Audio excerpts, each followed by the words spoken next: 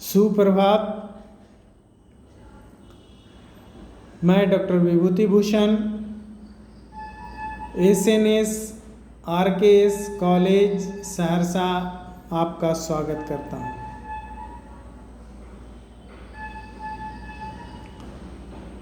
मैं अपने पिछले व्याख्यान में समुद्रगुप्त के बारे में कुछ जानकारियाँ आप लोगों को दे रहा था। आज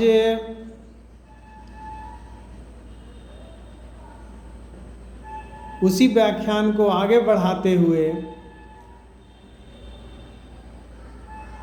उसकी कुछ उपलब्धियां के बारे में और बताना चाहता हूँ।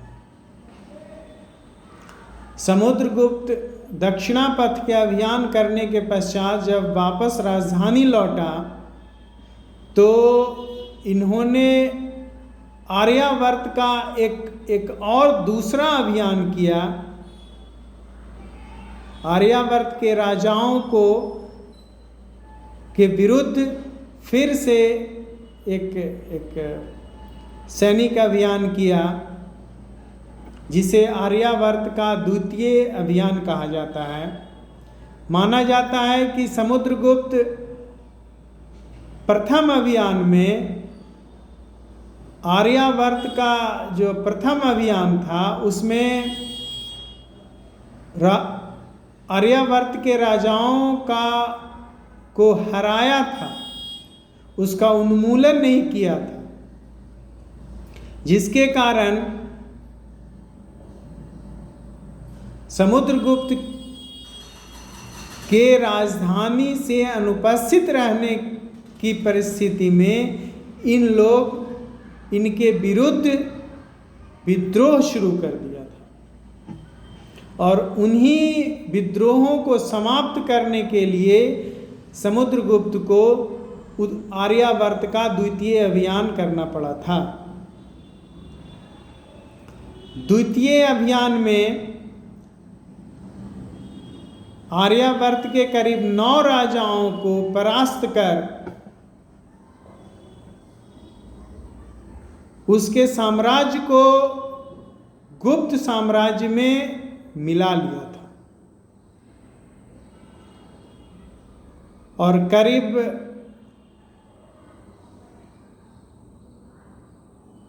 संपूर्ण उत्तर प्रदेश और मध्य प्रदेश का कुछ क्षेत्रों को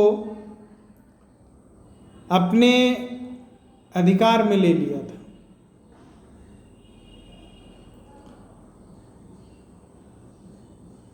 इसके बाद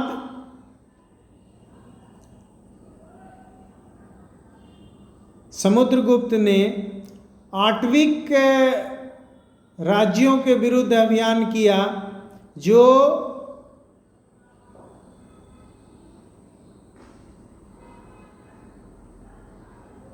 उत्तर प्रदेश और मध्य प्रदेश के बीच के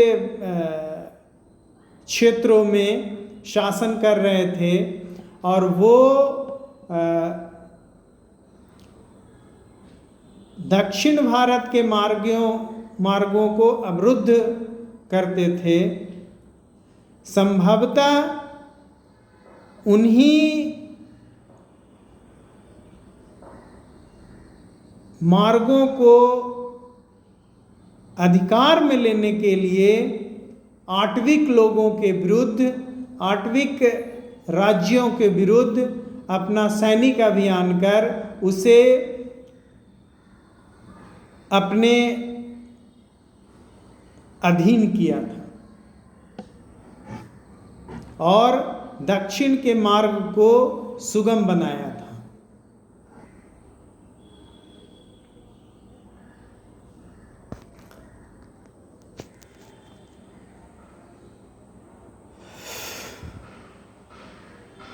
इसके पश्चात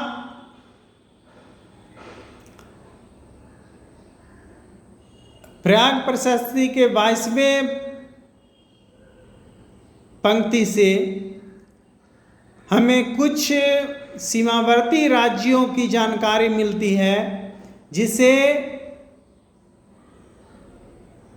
अपनी अधीनता स्वीकार करने के लिए बाध्य किया था, जिसमें पूरब,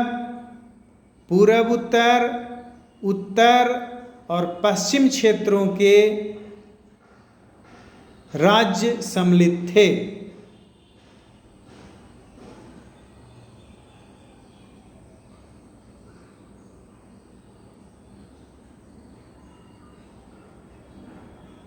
पूरब के एक समतट नामक राज्य को अपने अधिकार में किया था, जिसके बारे में कहा जाता है कि ये संभवतः पूर्वी बंगाल का राज्य था।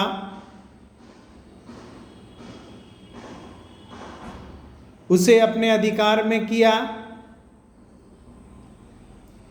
उसके बाद कामरूप का जो राज्य था उसे अपने अधिकार में किया, और इन क्षेत्रों के जो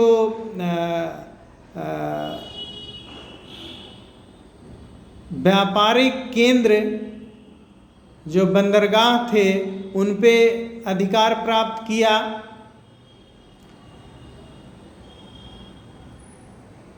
पूर्वी प्रदेश का जो महत्वपूर्ण बंदरगाह ताम्र लिप्ति था, उस पे अधिकार कर, और गुप्तों के व्यापार में इस बंदरगाह का योगदान लिया।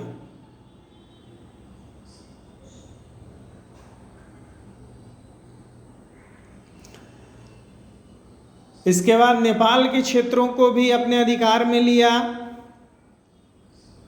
और पश्चिम के पंजाब, राजस्थान, मालवा,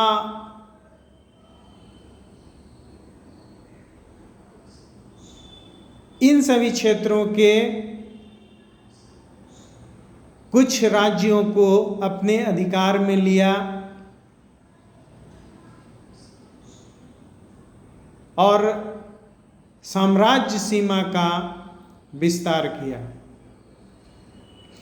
इसके बाद प्रयाग प्रशस्ति के 22वीं-23वीं पंक्ति में, 23वीं-24वीं पंक्ति में वर्णन मिलता है कुछ विदेशी शक्तियों पर अधिकार करने का,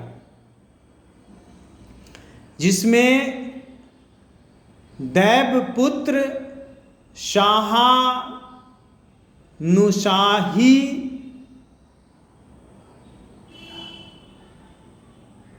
जैसे शब्दों का प्रयोग किया गया है।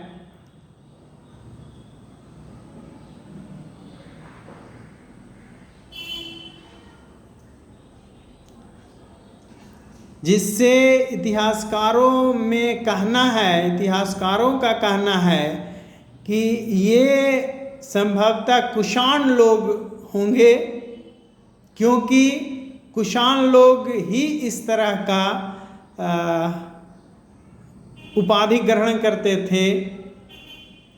कुछ इतिहासकारों का कहना है कि दैवपुत्र एक अलग राजवंश थे,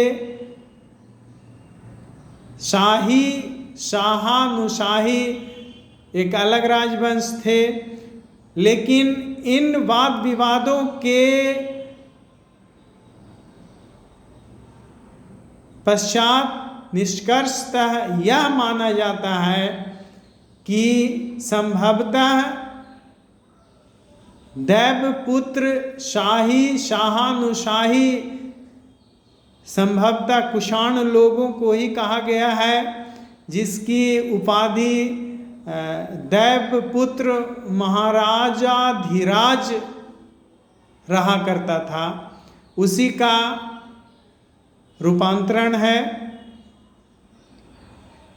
इसे अपने अधिकार में किया। जो पंजाब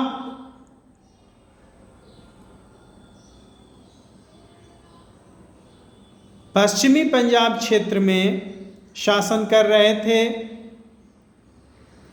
उसके बाद शकों के बारे में कहा गया है, जो मालवा, गुजरात और काठियावाड़ क्षेत्र में गुप्त काल में शासन कर रहे थे। संभवतः उन्हें भी अपने अधिकार में लिया। एक मुरुंड नामक शासक के बारे में वर्णन मिलता है। कुछ इतिहासकारों का कहना है कि शक मुरुंड जो शब्द का वर्णन है वो शकों का उपाधि है, लेकिन अंततः जो निष्कर्ष इतिहासकार निकालते हैं वो यह है कि शक लोग मुरुंड नहीं थे, बल्कि मुरुंड एक अलग राज्य था जो संभवतः कन्नौज के आसपास के क्षेत्रों में शासन कर रहे थे, जिसका वर्णन कुछ साहित्यों में भी मिलता है।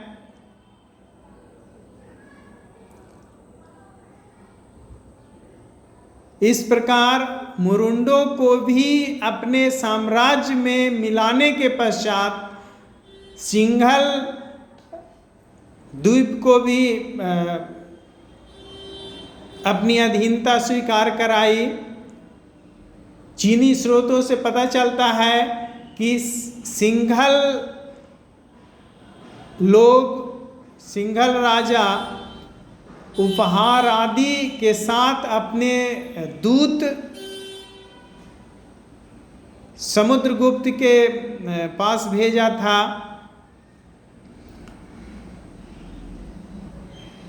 और इसके संरक्षण में शासन करने का आग्रह किया था। और उन्हीं सिंघल लोगों के आग्रह के पश्चात समुद्रगुप्त ने बोधि वृक्ष के बगल में एक बौद्ध मंदिर का निर्माण करवाया था।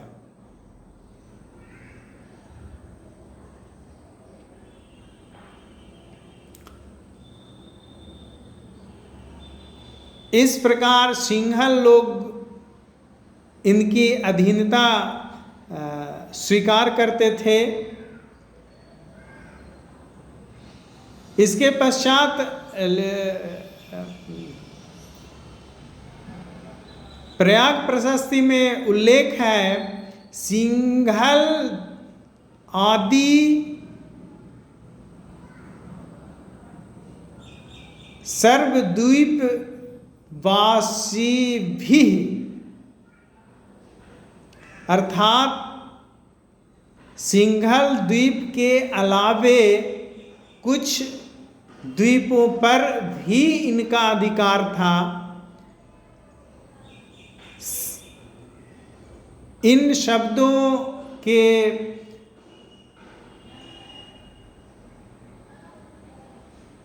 अर्थ में इतिहासकार मानते हैं कि संभवतः पूर्वी एशिया के क्षेत्रों जावा, सुमात्रा पर भी इनका अधिकार था,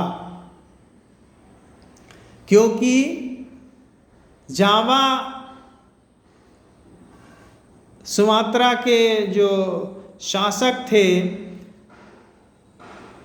ऐश्वर्यपाल, उनके बारे में कहा जाता है, वहाँ का एक तंत्री कामांदक नामक पुस्तक में, कि वो ऐश्वर्यपाल समुद्रगुप्त का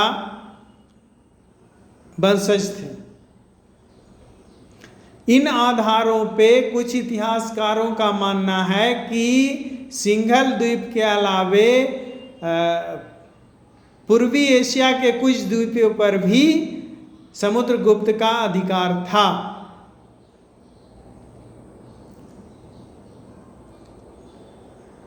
इस प्रकार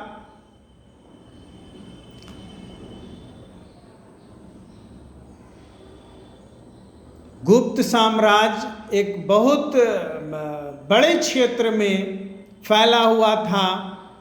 इसका प्रत्यक्ष शासन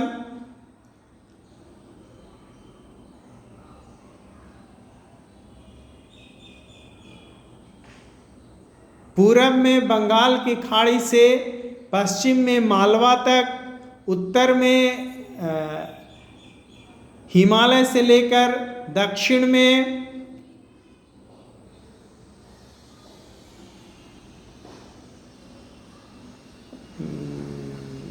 कृष्णा तुंगभद्रा नदी तक साम्राज्य फैला हुआ था। इतने बड़े क्षेत्रों के शासक समुद्रगुप्त एक अश्वमेध यज्ञ भी किया था,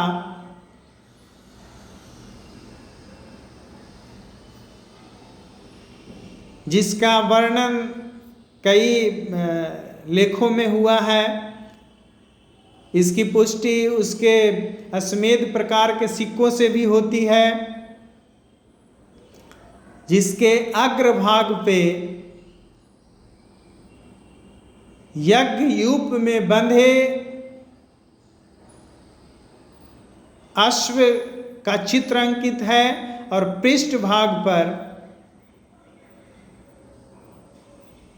अश्वमेध पराक्रम अंकित है।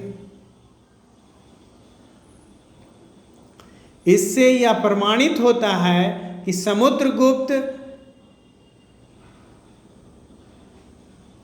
अश्वमेध यज्ञ भी किया था।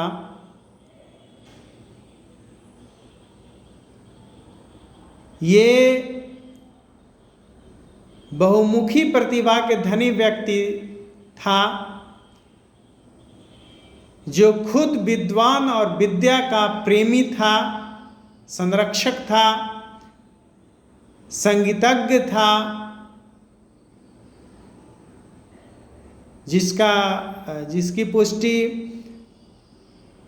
वीणा प्रकार के सिक्कों से भी होती है। ब्राह्मण धर्म का पुनरुत्थान करने वाला व्यक्ति था।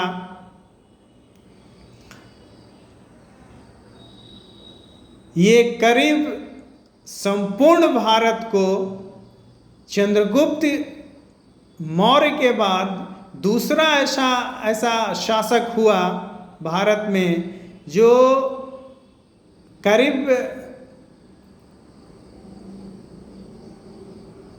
संपूर्ण भारत को एक सूत्र में बांधने का प्रयास किया, जिसमें बहुत हद तक सफल भी रहा। इसे इन्हीं उपलब्धियों को देखते हुए स्मिथ ने इसकी वीरता पे मुग्ध होके इसे भारत का नेपोलियन कहा है।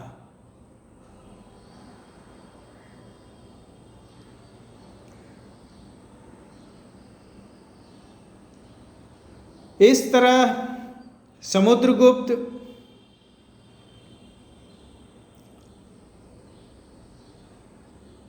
एक कुशल योद्धा, प्रशासक, विद्वान, संगीतज्ञ,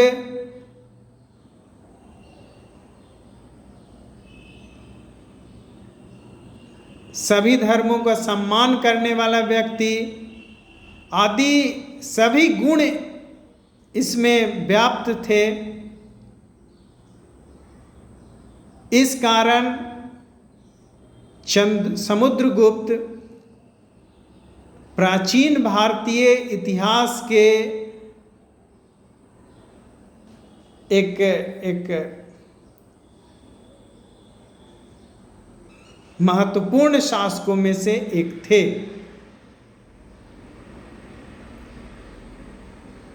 इसी के साथ मैं अपना व्याख्यान समाप्त करता हूँ। धन्यवाद। जय हिंद, जय भारत।